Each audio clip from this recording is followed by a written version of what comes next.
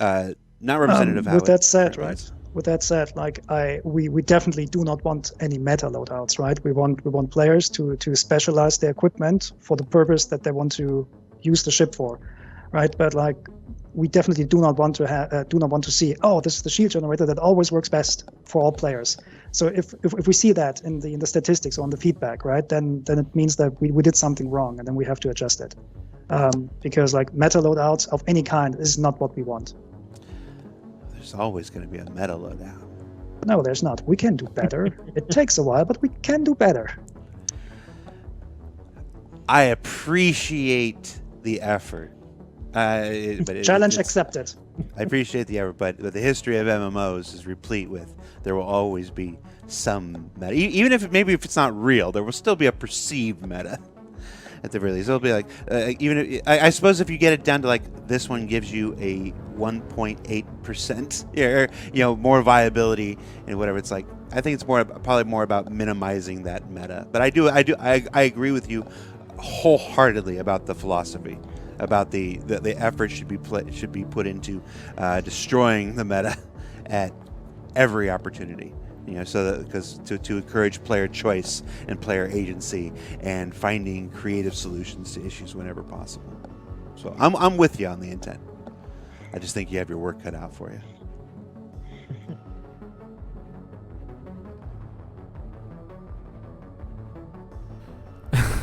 So I was watching this video, and originally, when CIG put this up and they started talking about the new landing system, that they are going to do a new landing system and it's going to have a 3D model of the ship. And some people always say, oh, Minion, they already had that. Yeah, but they didn't have something that revealed terrain at a granular level. And I was going like, oh man, this is huge. This counts as a ship update because it affects every ship. And then I saw this and I went, oh my God. It boggles the mind. It really does, because it's funny to watch someone raging against a problem that ultimately they are the author of, like they are the creators of. And this is often something that's very misunderstood in gaming communities by players and developers. And they think that this is kind of a player originated problem, that this is the fault of the spreadsheet makers, the Discord owners, the YouTubers, whoever, the forum posters, whatever, the people who are running all these Excel spreadsheets and all these theory crafting experiments. They're saying this is the most efficient solution to the problem. This is how we get from A to B as quickly as possible. Let me give you an example. Let's say that you're going up against another ship in Star Citizen, right? And the ship that you have is the Constellation. You own the Constellation. You have to defeat Vandul's ship ABC, whatever. It doesn't matter. Now, your approach to solving this problem is you're kind of taking a lot of damage. So you say, you know what if I change my Constellation around so that I am far more maneuverable, far quicker, so I can kind of sway out of the incoming fire, so I'm not taking all that much damage. Sure, I might have to sacrifice some armor to get that extra maneuverability, but now I can avoid so much of the damage that eventually I can kill this guy and, win the battle, get the reward, the prize, whatever. So that's your solution to the problem. You go and you post this up on, Spectrum. You say, here's how I solved the problem. Then right under that post, a guy goes, hey, that's a good solution to the problem. Here's what I did. And so his solution is I took these modules instead and I cranked up the firepower of my ship to its maximum level. Now, instead of avoiding the damage, what I did is I created a situation where I was able to deal so much damage to the enemies so quickly that by the time the damage that they were doing to me became relevant, they were already dead. So here we have two solutions to a problem, right? Two basic solutions to a spaceship problem. And people are going to look at these two solutions. And in an ideal world, people would say, oh, yeah, well, they're equal. They're perfectly equal. Well, not exactly, because the damage player is probably going to kill it a lot faster than the avoidance player, right? So people are going to look at that and they're going to say, that's the most efficient way to solve my problem. That's mathematically the most efficient way to solve my problem. So that should be the way that we go about it, right? That this is the new meta. We're making a new meta. There it is. That's the most efficient solution to the problem. It's the damage constellation. So everyone starts going after the damage constellation, right? Because this is logical. This is the most efficient way to solve our problem. We're gamers. We like to get good value for our time. We like to kind of move things along. We like to earn our rewards. If this is more efficient, we're going to go about doing this, right? This is how we go about it. CIG is faced with a very similar conundrum. When a problem arises in the game, let's say a ship is overperforming. Let's say it's the Gladius. CIG is looking at the Arena Commander leaderboards and they're uncomfortable. Too much Gladius representation. CIG is now, how do we solve this problem? Well, one developer comes in and says, nerf the Gladius. Easy, efficient, quick solution. We'll just knock down its maneuverability, maybe make it overheat a little faster. We got these new capacitors coming in.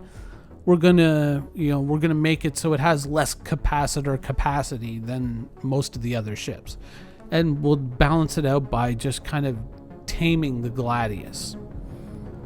Another solution, a less efficient solution, would be to kind of look at some of the Gladius's competitors. Let's say the Buccaneer or the Hawk, and maybe looking at how can we take the individual strengths of these ships and dial them up in such a way as to make them very viable competitors to the Gladius while not playing quite the same way as the Gladius does. How about we do that? Why don't we take the Hawk and dial up its EMP range by a certain amount? Why don't we take the Buccaneer and maybe give it 50% more armor hit points, whatever, something like that? Why don't we take the Avenger Titan or the 125A and make them a lot more difficult to lock, or make it easier for them to break weapons lock from time to time, throw in a special ability, something like that. Really mix things up. Now, this is the less efficient solution, right? This is the less efficient solution. But at the end of the day, what you end up with is a very confusing picture where you don't really know what the best thing is. And sometimes, you can pick and choose the ship that you want and find a different way to play it. Maybe there's one or two different ways to play that ship and still kind of get to that same place where the Gladius is. Let's say the Gladius, once again, is the best. It's the pinnacle. You're not playing in the exact same way, but you have different strengths and you can kind of lean into those to achieve the same results as the Gladius, but not in the same way. So we open up all these different routes to solve this problem. But that is going to be a much more time-consuming solution, right? It's going to take a lot more effort and a lot more experimentation to figure out, now, how do we prop up these other ships to get them up to the point of being like the Gladius in terms of performance or end result, but not via the same means. Now, the crazy thing about this problem is that game developers, right? Game developers love to kind of, attack players who only look for the most efficient solution to the problem. They sit there and they say, oh, you guys with your metas, and we're going to break your metas. We're going to shatter them. We're going to change it all up. But the problem is that the root of the meta problem is because game developers are using the exact same mentality to try and solve their problems. They're looking for the quickest, most efficient way to solve that problem, which is to knock the Gladius down rather than prop the other ships up.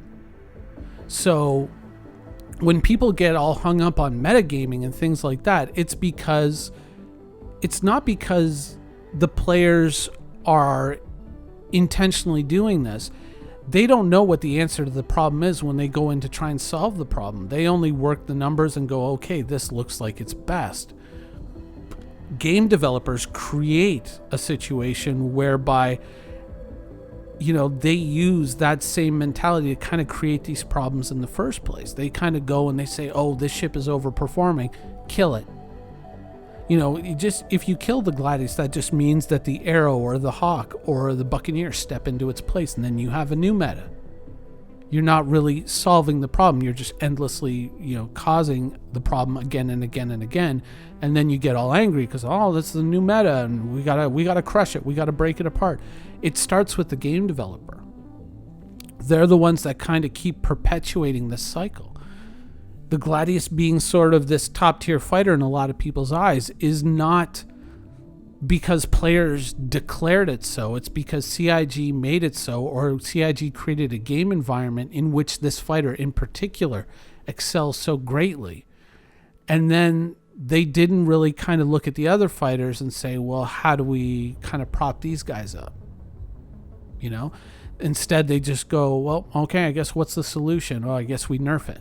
We nerf the ship. You can't really say too much about players going after meta solution, kind of going after efficient solutions to problems, when as game developers you kind of create these problems in the first place by thinking in the same way. You have the same problem. If you're talking in a video and you're saying, what's someone going to do about these, distortion vanguards? These things are OP. They're doing too much crazy damage. Well, instead of sitting there and going like, oh, okay, well, I guess we got to take a second look at these distortion vanguards. It's like, no. Maybe you have to look at some of the other ships and think, is there an answer out there to the distortion vanguard? Is there a ship that can present a solution to that problem other than just, well, let's go in and nerf the Vanguard, or let's kill distortion weapons and make their application in combat more difficult? No, you want to open up all these doors and you want to have all these possibilities, and part of that is having a very messy environment. Another part of that is also, as game developers, it's kind of letting go of the wheel to a certain degree with at least one hand, metaphorically speaking, and just saying, giving players the environment to develop creative solutions to these problems. And sometimes as a game developer, it's not your responsibility to solve the problem, it's the player's responsibility to solve the problem. As long as you give them the appropriate facilities to solve that problem in. And that's kind of what I'm arguing for, is the problem of metagaming isn't a problem of this is overpowered, so kill it. It's a problem of the other options are just not as viable, and maybe that needs to be looked at. Now, of course, that's the more difficult way to go about things. That's the more inefficient way to go about things. But as much as that's the ideal for players and what they want to experience in the game, that also has to be the ideal for developers and how they solve their problems, how they seek solutions to these problems in the game. You can't preach against metagaming tactics used by players when at the same time you use metagame development tactics to solve your problems. What's the most, I only have so many people on my team, I only have so much budget, and this is a problem that I need to solve quickly, so I'm going to go about it this way. And you really don't get anybody anywhere. You knock down the Gladius, another ship takes its place, and that becomes the meta. The next closest, most efficient solution becomes the ideal solution. So you don't really ever solve the problem, nor do you actually make any headway in understanding where the problem originates. The problem doesn't originate with the players. It originates with the core game and the developers behind it, not understanding that what is most efficient time-wise on a spreadsheet, the most efficient way to solve a problem, is not long-term the best solution for the game. But, it's a very, and I will admit, it is a very complex and very different problem. But I think that it would benefit everybody on both sides much better if the solution to, let's say, the Gladius meta was not to look at the Gladius for potential nerfs, or the Vanguard meta and look at the Vanguard with distortions as for potential nerfs, but look at its competing ships. Maybe the Vanguard is a problem because there's nothing out there really that competes with the Vanguard. There's nothing else out there because we've been flooding the game with so many inconsequential fighters that we never really thought, oh, maybe we should have one more live heavy fighter than just the Vanguard. Maybe that's the problem. But of course, no, you're talking about inefficient solutions, and that's not how we want to spend our time. If you want to solve this problem, if you truly want to tackle it, and you want to make any headway against it, or create an environment that, inspires players to kind of go out and experiment and try to find different solutions to these problems, you got to be willing to put in that effort, and you got to be willing to put in that work. Words are great. Words are a great place to start, but it's the work that really makes the difference in the end.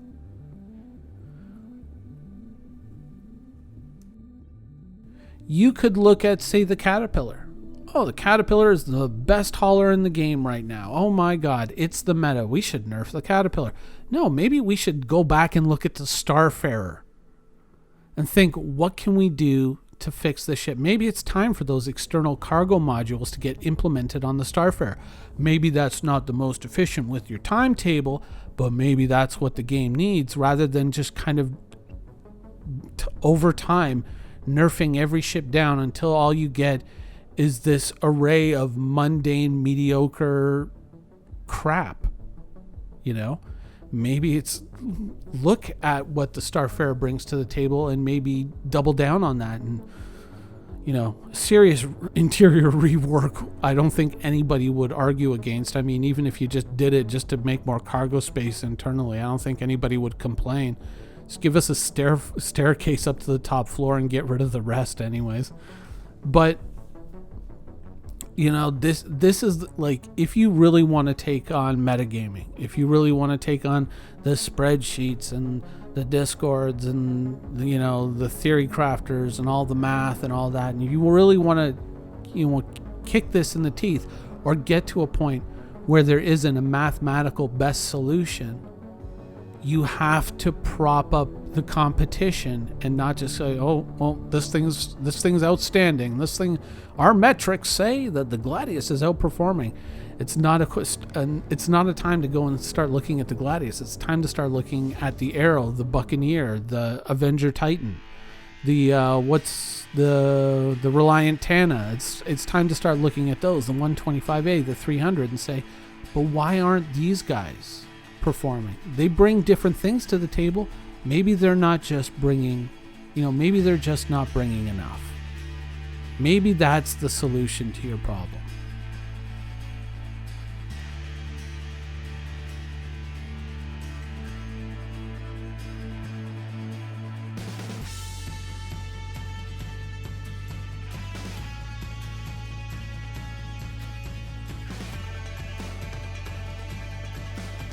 Thank you for watching. So if you want to keep up with the latest and greatest in Star Citizen and Squadron 42's development, please follow us on our social media channels. See you soon.